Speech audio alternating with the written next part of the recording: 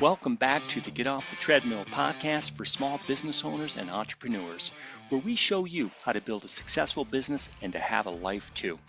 We're going to dive into another topic that helps us make more money in less time and to get off the treadmill so we can experience a life of significance. And now, your host and the author of the #1 best-selling business book, Making Money is Killing Your Business, Chuck Blakeman. Today, I want to talk to you about the 4 walking in commitments and how to never have commission breath again. I was in the early stages of building one of my businesses and meeting with a lot of potential clients. I was having like 4 to 5 cups of coffee a week and acquiring about 1 new client for every 4 meetings I had with people. The simple back of the napkin data I had been keeping for a number of months showed my conversion rate from buying conversations to signing up a new client was 27.59%. Then it happened. For almost 2 months, nobody bought anything. It was a business development desert. I learned later I had contracted a bad case of commission breath. Yeah, it's an official disease. I had unknowingly moved to a place where I was more intent on separating potential customers from some of their money than actually trying to help them. I was focused on selling, not serving, and they could smell it. As a result, I developed the 4 walking in commitments, and commission breath became a thing of the past. The walking in commitments helped me move from selling to serving. As with most business owners, I was never trained to do sales, and I didn't like it. It was necessary, but a distraction from building relationships with my existing customers and making my products and services better for them. But in my first business, it didn't take long to find out I had to have buying conversations in order to have clients. So cups of coffee became a staple weekly activity for me. Early on, because I don't like sales, I was relieved to find a cure for the common cold call in these buying conversations with 3 simple principles that helped me get to a place where I was no longer selling, but the customer was actively pursuing me to buy. These 3 powerful business development principles eventually gave birth to the walking in commitments. Principle number 1, meet them where they are, not where I want them to be. Many sales tactics are built around enticing the potential customer to join me over here mentally or emotionally for a great look at my product from my point of view. When we do the opposite and meet them where they are, we gain trust. Where are they right now, personally and in business? If we don't really know the answer to that, we're just listing features and benefits and hoping against hope that something might stick, which leads us to principle number 2. Seek first to understand, not to be understood.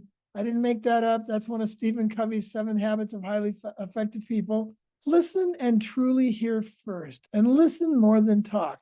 That's hard for me. I'm still learning. If you want them to understand you, they need to know you understand them first. When they feel understood, they are much more likely to want to hear what you have to say. And principle number 3, serve, don't sell. Their long-term best interest needs to be served, even if it means sending them to someone else when my product isn't what they need. Many times what people want is not what they need, and selling them what they want could backfire on you and on them. When we put the long-term best interest of the customer first, we serve them by pointing them to what they need, even if it's not something we provide. Zig Ziglar, the famous business development guru from the 1970s, was right. You will get what you want after you get your customers what they need. So with these 3 powerful principles in mind, let's explore the 4 walking in commitments. Over the years, I developed the habit of reviewing 4 intentions we eventually called walking in commitments, because we reviewed them as we walked into meetings with potential clients to get our hearts and our minds right. I memorized them, and now I review them every time I meet with a potential client. Number 1, I'll go through these quickly and then we'll break them down. Number 1, I intend to serve this person, not sell. Number 2, I will not talk about my business unless asked. Number 3, I intend to make money from this meeting. And number 4, I will make an offer. Now, when you first hear these, you might see some conflict between some of the walking in commitments. It could easily look like committing to 1 or 2 of them might make it impossible to commit to the others. So let's unpack them. Number 1, I intend to serve, not sell. Everybody wants to buy, but nobody wants to be sold anything. I intend to find out what they need and offer them that, even if it's somebody else's product or service. I'm committed to doing what is best for them, not for our company. If both our needs and our desires line up, great. If not, I will steer them to a product or service that truly meets their needs. I want to serve them, and it has to work for both of us, not just for me.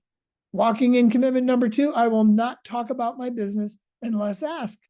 This sounds like financial suicide, right? But I've been committed to it for a few decades. And I'm convinced if you stop talking about your business in one-to-one meetings unless you're asked, you're going to make more money from these kinds of meetings. And we have to ask the hard question. If I'm in a 45 to 60-minute cup of coffee with somebody and they never ask about me or my business, do I really want to do business with them? Walking in commitment number 3, I intend to make money from this meeting. If I just want to serve and won't talk about my business unless asked, it's hard to see how I'm going to make money from this meeting. But please note, I didn't say I intended to make money in this meeting. I intend to make money from this meeting. I'll give you an example of how this works. While meeting with a business owner, I found out in the first few minutes, she and her spouse had just lost their babysitter for that evening, and it was their 20th anniversary. Did she need my service right now? No. She needed a babysitter, and I intended to serve her and give her what she needed. So I got hold of my spouse, who gave us contacts, and we called around our neighborhood and found a babysitter. That took about 20 minutes or so, and we didn't have much time left to backtrack into having a buying conversation. But I still intended to make money from that meeting. And many months later, I made money from that meeting. How? Because I had made an offer. That's walking in commitment number 4. I intend to make an offer. My offer was what she needed, not what I needed, a babysitter. I also offered to meet again, but we never did. 8 months later, a different business owner called who needed business advisory on her very fast growing business. She signed up with me and we had a great working relationship for a very long time. The woman was the sister of the woman who had lost her babysitter. I had kept all 4 walking in commitments. I served her by getting her a babysitter. I didn't talk about my business because it didn't come up in the context of solving her problem. I gave her an offer, a babysitter, and many months later, I intended and did make money from that meeting, not in that original meeting. You don't have to see this as voodoo or mystical karma. You get what you intend and you reap what you sow. Or another way to put it, the more I intend to both serve and make money from a meeting, the more that will happen because, as I say often, you get what you intend, not what you hope for. The 4 walking in commitments separate you from all the other salespeople who might have been taught the only successful conclusion to a meeting is to sell you something they are offering. It is my conviction and my experience that when we develop relationships instead of transactions, we will always do better in the long run. I would love it if everybody who came in needed my services, but I know that when I steer them toward what they need, I will get what I need, even if it's down the road a ways. I recommend that you memorize these 4 walking in commitments to get your heart and your mind right, walking into any meeting with a potential client. Serve, don't sell, number 1. Number 2, I won't talk about my business unless asked. Number 3, I intend to make money from this meeting. And number 4, I will make an offer. Thousands of business owners over the last 20 years will attest to what I've experienced, that these 4 commitments can make all the difference walking into a meeting, and they are a great way to ensure you never have commission breath again. I'll see you in the next podcast. That wraps up another episode of the Get Off the Treadmill podcast. If you found this podcast helpful, please subscribe and hit the like button to ensure you are receiving the latest tools you need to grow your business and to get off the treadmill. If you want more information on the 3 to 5 Club, the Crankset Group, or to book Chuck as a business advisor, speaker, or workshop leader, you can contact us at grow@cranksetgroup.com. Until next time, have a great week.